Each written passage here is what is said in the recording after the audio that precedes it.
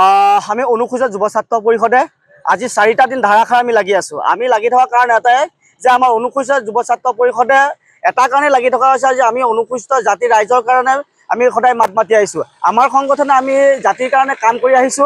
ইয়াত দেখা পোৱা গৈছে যে মন্ত্ৰী পীযুষ হাজৰিকা আৰু ৰঞ্জিত দাস আৰু আমাৰ এই যে ভৱেন্দ্ৰনাথ ভৰালী আৰু ভৱেন্দ্ৰনাথ ভৰালীৰ লগত 2-3টামান সংগঠনৰ আচলতে কথাকথিত নেতা আৰু তেখেতলোকে কোনো সংগঠনৰ পৰা বহিষ্কৃত নেতা। এই বহিষ্কৃত নেতাকেইজনে পীযুষ হাজৰিকাৰ লগত ভৰি মালিচ কৰি থকা বিষয়াকেইজনে আচলতে এটা সম্প্ৰদায়ক আমাৰ অনুসূচিত জাতিত অন্তৰ্ভুক্ত কৰি বিচাৰিছে। আৰু আমি কোনো কাৰণে তেখেতলোকক আমি অন্তৰ্ভুক্ত কৰিব নিদিওঁ। অন্তৰ্ভুক্ত কিয় কৰিব দিম? আমাক B.R. আম্বেদকাৰ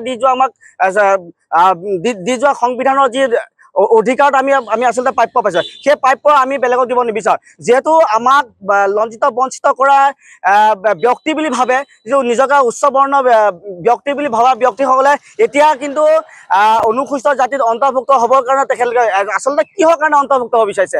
আমি ইয়াত আচলতে গোন্ধ পাইছোঁ ইয়াত যে বৰ্তমানৰ মন্ত্ৰী এই যে ৰঞ্জিত দাসৰ এতিয়া তেখেতৰ সমষ্টি নাইকিয়া হ'ল। এই সমষ্টি নাইকিয়া হোৱাত তেখেতে এতিয়া কি কৈছে, অনুসূচিত জাতিৰ মানে অন্তৰ্ভুক্ত হ'বৰ কাৰণে 16টা জাতিৰ আচলতে 16টা উপজাতিৰে আমাৰ অনুসূচিত জাতি গঠিত হোৱা জাতি, কিন্তু আমাৰ তাত অন্তৰ্ভুক্ত হৈ পেলাই তেখেতে সংৰক্ষণৰ পদৰ পৰা যি তেখেতে মন্ত্ৰী আৰু বিধায়ক হ'ব বিচাৰে তেখেতক সকীয়াই দিছো। স্পষ্ট কথা। আচলতে যিখিনি বৰ্তমানৰ কেওট সম্প্ৰদায়, সেই কেওট সম্প্ৰদায়টো আমাৰ অনুসূচিত জাতিৰ অন্তৰ্ভুক্ত হ'বৰ কাৰণে কেওটৰ আপোনাৰ এটা সংগঠন আছে, সন্মিলন এটা সংগঠন আছে। সেই সংগঠনে আচলতে অন্তৰ্ভুক্ত হ'বৰ কাৰণে মুখ্যমন্ত্ৰীক স্মাৰকপত্ৰ দিছে। আৰু স্মাৰকপত্ৰ দিছে যিটো সময়ত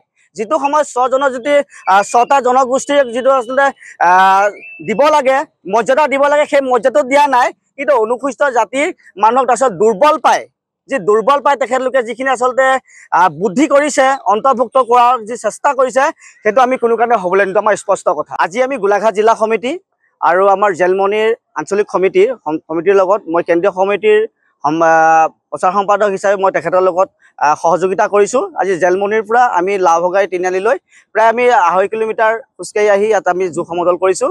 আৰু আমাৰ স্পষ্ট কথা, চৰকাৰক আমি বাৰম্বাৰ এটা কথা কৈ আছোঁ যে আমাক ঠগাৰ বুদ্ধি নকৰিব। আৰু পীযুষ হাজৰিকাৰ লগত থকা আংগু পাংগুসকলক সকীয়াই দিব বিচাৰিছোঁ। আমি কোনো কাৰণে তেখেতলোকক অনুসূচিত জাতিৰ লগত অন্তৰ্ভুক্ত হ'বৰ কাৰণে কোনো কাৰণে নিদিওঁ আৰু আপোনালোকক সকীয়াই দিছোঁ।